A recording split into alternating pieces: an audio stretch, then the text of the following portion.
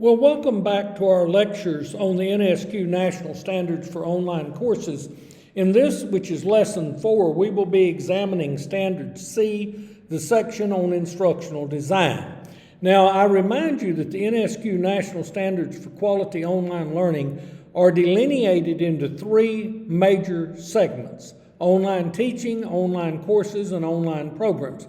I will remind you again that we will be looking at the National Standards for Online Courses.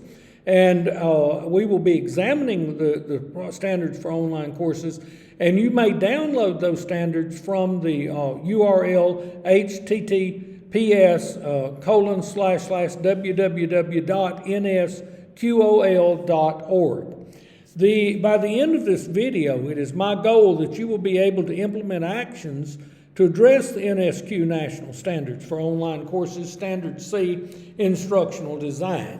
Standard C says this: the online course incorporates instructional materials, activities, resources, and assessments that are aligned to standards, engage all learners, and support the achievement of academic goals. Specifically, it is my goal that you will be able to implement actions to address the requirement of substandards C1 through C9. And I will share with you those substandards. C1, the online course design includes activities that guides learners towards promoting ownership of their learning and self-monitoring. C2, the online course's content and learning activities promote the achievement of the stated learning objectives or competencies. C3, the online course is organized by units and lessons that fall into a logical sequence.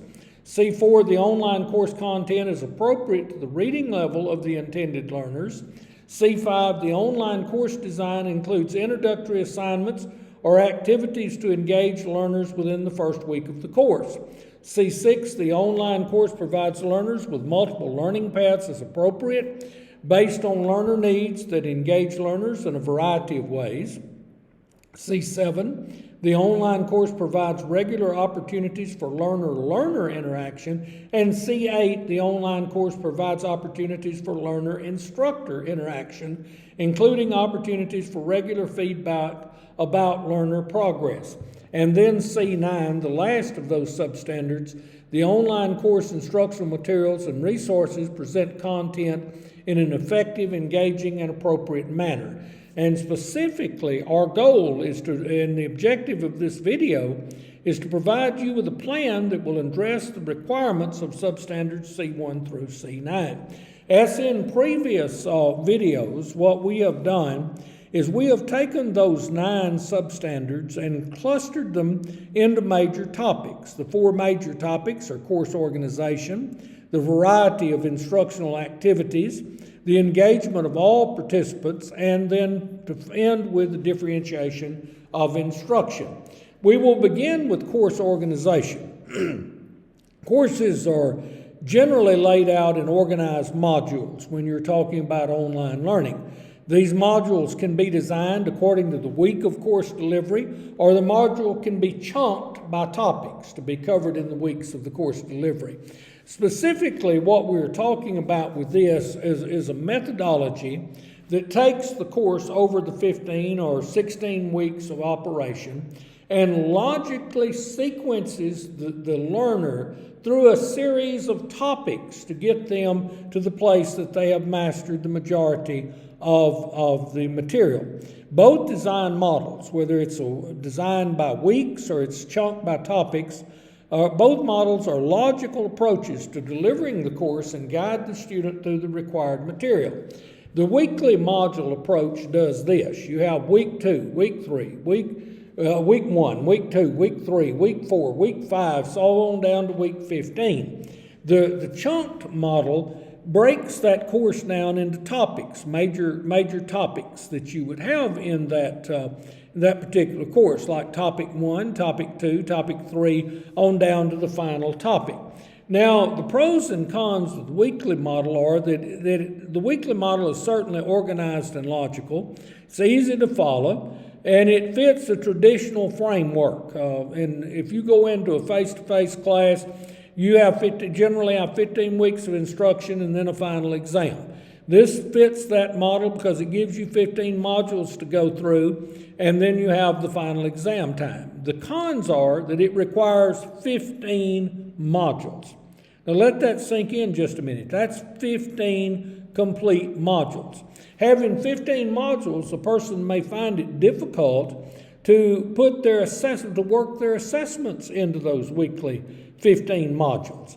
A lot of us who teach will give, say, 4 exams during the semester. We'll have other assignments, but basically 4 exams. Well, 15 weeks doesn't fit too well with 4 exams. You've gone through maybe 5 or in your 5th module before you even get an exam. Very interesting problem to try to solve. It is solvable, but the 15 weeks, in my opinion, it has some weaknesses because it has a problem lining up your assessment model. The chunked approach, where you chunk a course into the major topics of that course, is also organized and logical. It's easy to follow. It fits module assessment model. In other words, you may have 6 modules, and each of those 6 modules will have an assessment. It requires fewer modules. The cons to it, it may not fit into the weekly assignment model very well. In other words, you got 15 weeks to cover. You're covering 5 modules, 6 modules, 9 modules. So you have to organize it in such a way that you fit your 15-week span of courses. I guess I have to confess that I prefer using the chunking technique. Most of the online courses that I deliver them in chunked format by major topics. And this approach allows the instructor to provide a chunking map to guide and encourage learners as they move through the course. Students are climbing the ladder to course mastery. And I share with you this little ladder that I developed in a course that I taught, Stat 210, Introductory Statistics.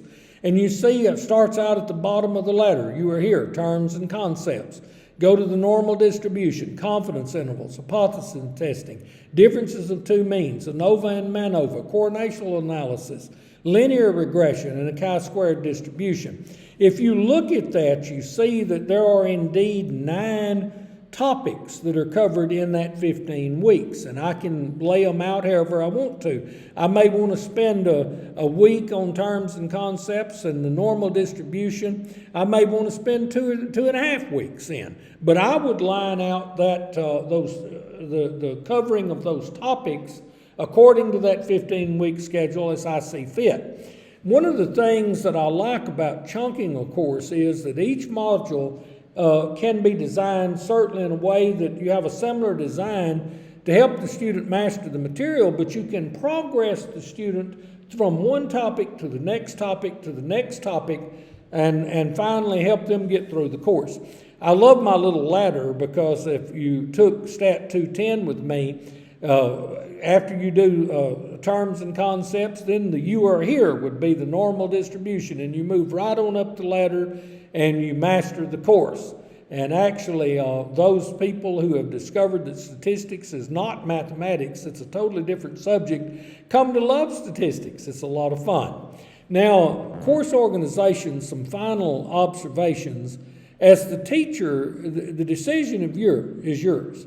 However, you must ensure that the modules, weekly or chunked by topic, are subject to a consistent design that reinforces student mastery of the course expectations.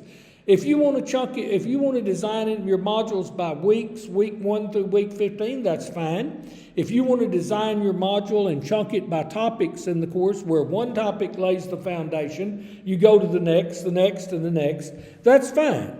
It's up to you as the teacher how you choose to deliver the course.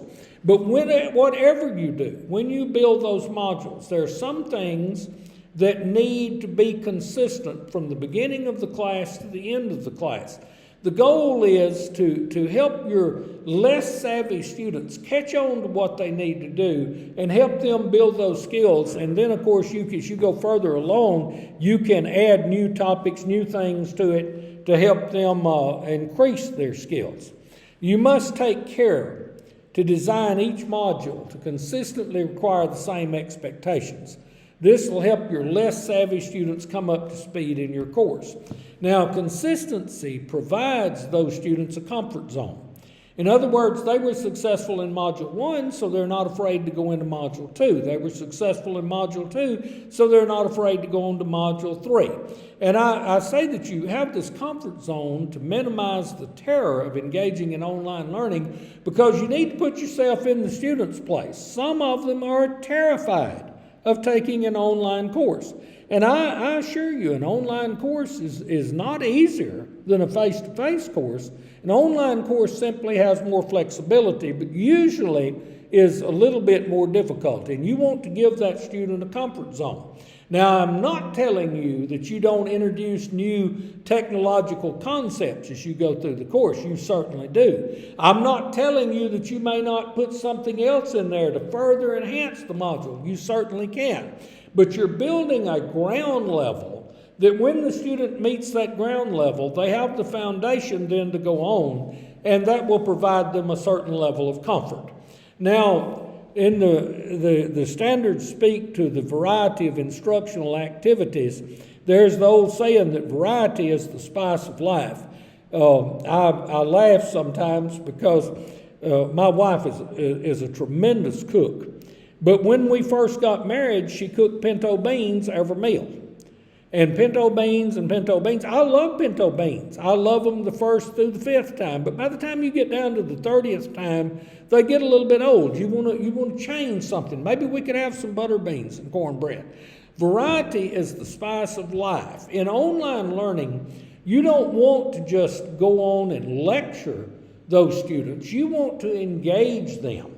And I will talk about ways that you might engage them by doing both synchronous and asynchronous activities. The wise digital teachers utilize many instructional strategies to engage their students while maintaining a consistent overall module design. We will examine this topic under the two categories of synchronous and asynchronous learning methodologies. Now remember, synchronous learning occurs in real time. That's when you're actually meeting with the teacher face to face.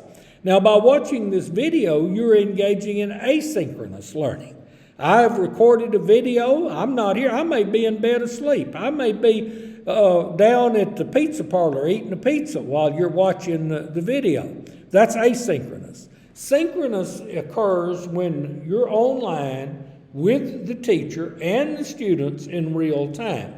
Now, consider, when you do synchronous learning, consider the best use of your time together. Synchronous learning is somewhat limiting because you have to set a time frame that you're going to meet. And a lot of times students take online courses because they want flexibility. They may have jobs that run in odd schedules. They may have other obligations. And when you set a time that you're going to meet for synchronous learning, then you're tying them down to that specific timeline. And if you tie them down to a specific timeline, for goodness sakes, make certain that you make the best use of that time, that it's not just something that is wasted time. And as you go into synchronous learning, you take time to establish norms. For example, turn your camera on. I want to see you. That may not sound important, but it is important. In this part of the world, and I live in the Arab world in Dubai, a lot of times some of the female students do not want to turn their camera on because they see it as a violation of their religious rights. Well, if you're going to take the course, you turn the camera on. If you don't want to turn the camera on, just go take a face-to-face course. You have to set the parameters and your class norms. If you want the camera on, you put the camera on. If you want students to be respectful to each other, you demand that they're respectful of each other. You set the norms and you establish how you're going to meet, what's going to happen when you meet, and your expectations during the meeting. Now, you have the option to meet the entire class or to meet subgroups of the class. Well, I have a definite preference here. It's very hard to get all of the class together at a set time. I like delivering my lectures asynchronously, and we'll share some ideas for that in a minute. But I like making group assignments. And I will tell the group, I want to meet with you this week and assign a group leader. You get your guys together and you tell me what time you want to meet as a group so I can help you with your assignment. That way, I am combining a synchronous meeting with those students. So that group of students meets the instructor. They get to share their ideas. We talk. We get to know each other. But the bulk of the class is delivered in an asynchronous component. You allow students to share aspects of themselves with the class. The synchronous time should not just be you alone. The worst thing they can do is turn the computer on and there's a talking head just going on and on and on and on. We need student input. We may have students present part of the class. Make good use of your time. There is what they call flip learning, and which is you do the bulk of the content in an asynchronous model, but then when you come together in your synchronous components, what you are doing is letting the students evidence that they mastered the asynchronous portions. I like coming together as a class to let the students present their group project towards the end of the class so that they can share it with everyone. You use the time to build community.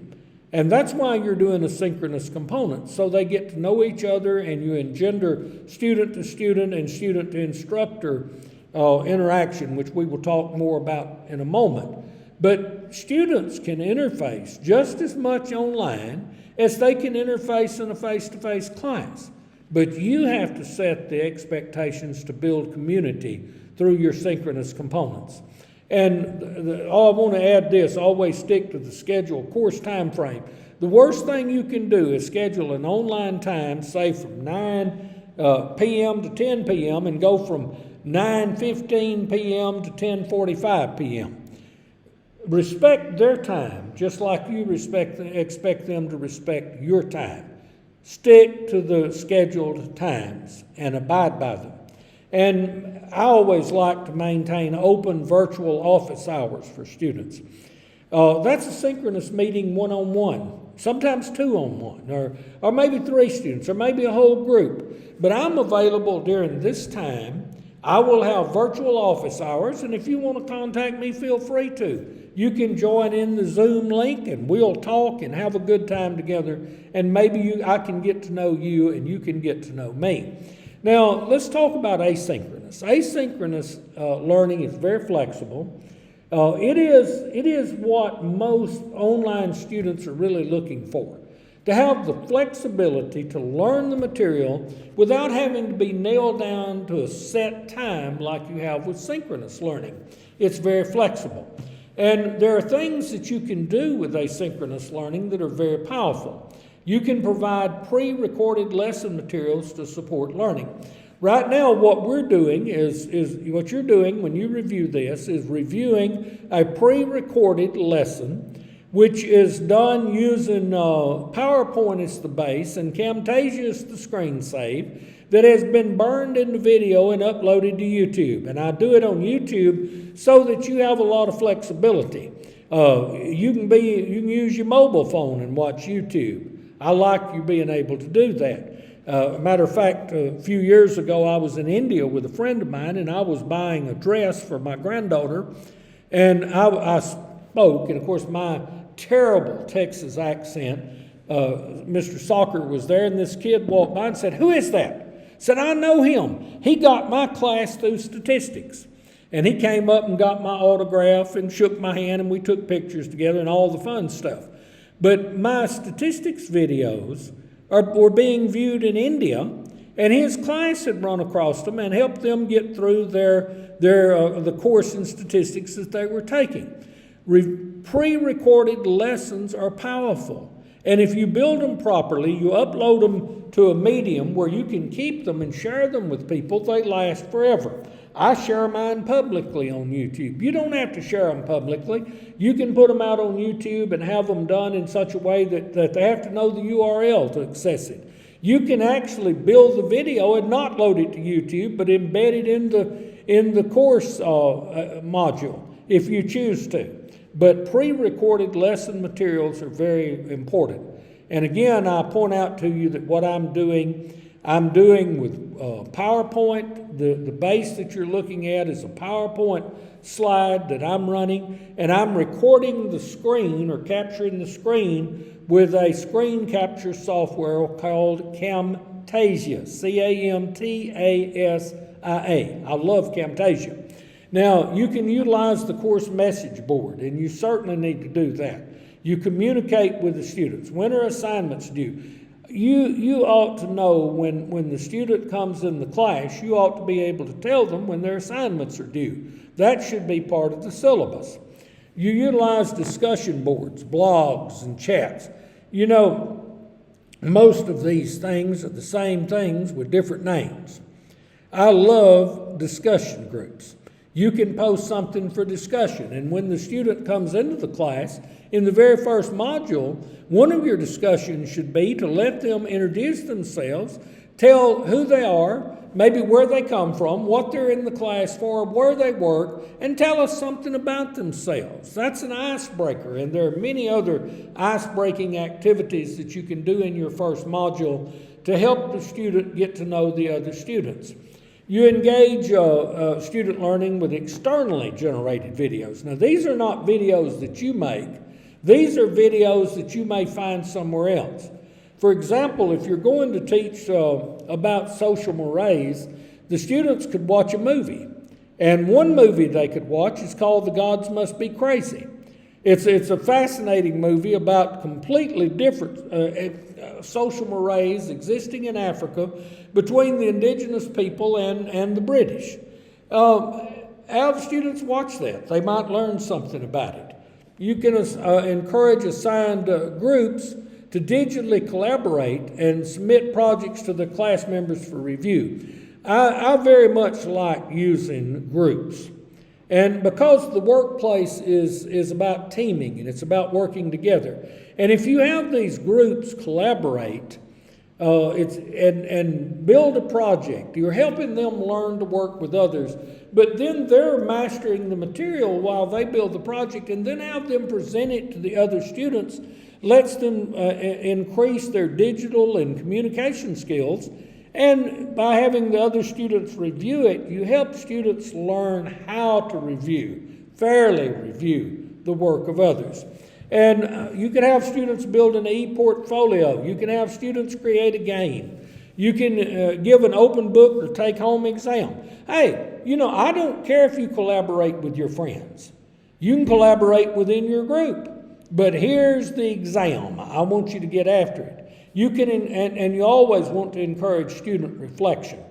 We talked about in the last lesson about Bloom's taxonomy, and we were talking about analysis, synthesis, and evaluation. Analysis takes it apart, synthesis puts it back together, then evaluation reflects upon it to determine what has happened and what has occurred. Reflection is one of the highest levels of thinking. And you want students not just to do, you want them to do, and then you want them to reflect upon what was done so that they can determine how it might be done better. And I love self-reflection. I love reflection activities. As a matter of fact, when the students evaluate my course, I always enjoy going through and reading their comments about things that I could have done better to help me reflect upon my teaching and improve my teaching skills.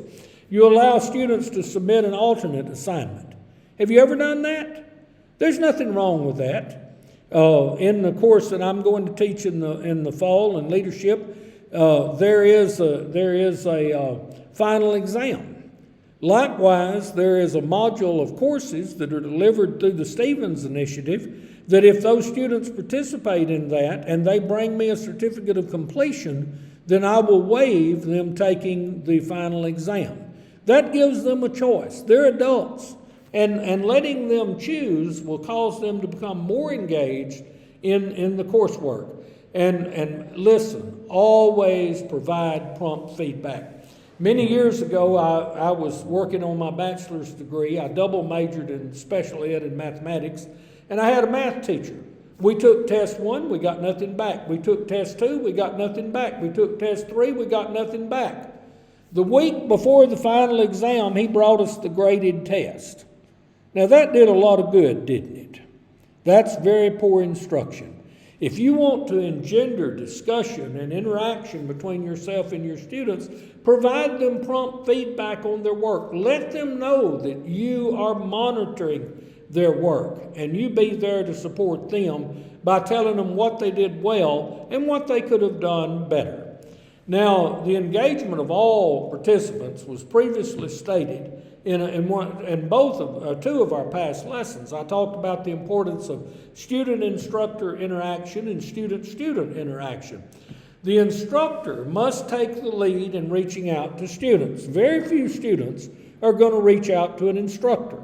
The instructor has to take the lead. Many times I will go into a class and I'll say, "Who in here is not afraid of me?" And they'll you hear, even though it's online, you hear all of the papers rustling, and finally somebody says, "Well, I'm not afraid of you," and I say, "Good. You're now the agent for this course." Guys, if those of you that are afraid of me, if you have a question and you're afraid to ask it, ask this person who is now my agent, and that person will ask me. And after a while, the students will figure out you're not going to eat them up for asking questions, and they will get courage and begin to ask questions themselves. You have to take the lead to reach to them. And I mentioned a moment ago maintaining virtual office hours. You know, guys, I'm online from this time to this time in a Zoom group. Here's the link. Come join me. Come see me if you want to. We'll visit. Maybe you want to talk to me about life in general. I'm always glad to do that. You can meet either with the entire class, with assigned groups, or simply with individual students if you want to. And as I said, you provide some prompt feedback to all assignments. I also enjoy doing something else in my classes. I call it the social corner or the kids' corner. A lot of these students have children.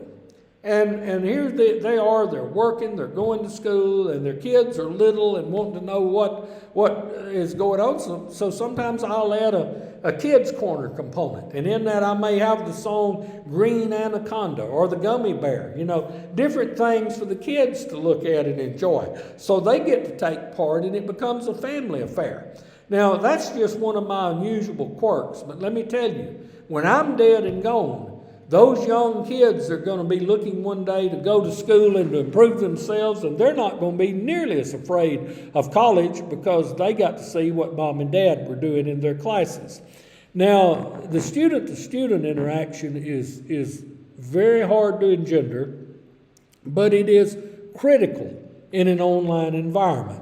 You can begin the course with an icebreaker activity, and if you want to find an icebreaker activity, go out on Yahoo, type icebreaker activity and hit return, and then just start looking at what comes up. You are creative folks. You can bring that into your course, put it in a discussion group, however you want to do it, and it will really help your students get to know each other.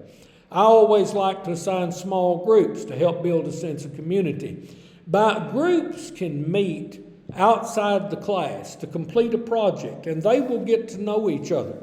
And generally, groups go through several stages. They go through the storming, the forming, and then the norming phases. At first, they'll be fighting among themselves about who's in charge and what's going to be done.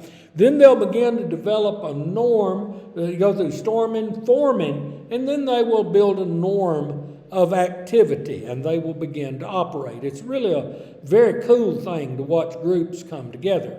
You allow students to gently critique materials submitted to the class. I enjoy letting students help with the critiquing of what could be better when somebody presents something or what they did well, but you always have to remind them, guys, they're not the only ones going through this. You're going to go through it well, and these are your colleagues. You're not here to show how much you know. You're doing this critiquing activity to help them and help them improve their presentation or whatever their project was. And just as in the workplace, you can't be too critical of the people you work with. You have to be part of the team. You have to do the same thing when you evaluate or critique the materials submitted by your peers. Peer learning and teaming are very important in today's workplace. I can't overemphasize how important teaming is. Now, we're going to end these major topics just with a brief discussion of the differentiation of instruction. Consider Howard Gardner's multiple intelligence theories. What Gardner really said is there are many ways of learning and there are many ways of knowing. Now look at this picture over here that was shared from WordSmart, point out, a neat little site. But we have different types of intelligence. Let's go up to the first one on top, musical. You ever seen a kid that could sit down at a piano and just play? From hearing. I can't play with music. There's kinesthetic learners, people who control their body well. Interpersonal, who are people smart. Linguistics, they're word smart. Mathematical, man, they can see things in logical mathematical sequences. Naturalistic intelligence, they understand the environment and nature. Intrapersonal, they have good control of themselves. Interpersonal is person to person. Intrapersonal is inside yourself. And then visual. They see it, they got it down. What Gardner said is that there are different types of intelligences. And what that means for us is that people learn in different ways. Not everybody learns the same way. I assume that some of you, when you took your math classes, got one of these math teachers that was very good at mathematics, and they didn't understand why everybody wasn't good at mathematics. They had mathematical intelligence, and they couldn't care less about the rest of the world. Don't be that teacher. Understand that people learn differently. And ask yourselves, how do you teach the different intelligences? How can you build things to help people learn to interact with other people? How can you do kinesthetic things? How can you turn things and make them musical? All of those type things are important. And if you will look at your instruction, and you will begin to take activities and bend them to fit the needs of learners who learn differently than you do, then you're really becoming a teacher. That's in fact what the differentiation of instruction is. And by the way, it is a very powerful model of instruction in our day and age. Before I leave this, I want to point out to you that one of my friends runs around and saying, "Oh, Gardner's been debunked." Well, every learning theory has been debunked. Listen, there is no perfect learning theory out there. But while they're not perfect, there are things in them that are usable. And think about that kid in your class that can draw. Think about the kid in your class that is musical. Think about the kid in your class that just interfaces with people so well. All of these types of intelligences can be engaged. And if you can broaden your instruction to engage learners who learn differently, then you will certainly increase the success of your course. Now, in closing, you should have a plan in mind to address each of the following concepts. We talked about course organization. How do you put your course together? Are you going to do it by weeks, or are you going to chunk it by topics? What type instructional activities are you going to use in your first week? Are you going to have an icebreaker? Are you going to use discussion groups? Are you going to have group assignments? How are you going to engage your participants? How are you going to help them interface with you? And how are you going to help them interface with each other? And then your differentiation of instruction. How are you going to modify your instruction to fit different sorts of learners? These are very important questions. I told you that by the end of this video, you should be able to implement actions to address the NSQ National Standards for Online Courses Standard C instructional designs. And specifically, you should be able to implement actions to address the requirements of Substandard C1 through C9. I asked you a question.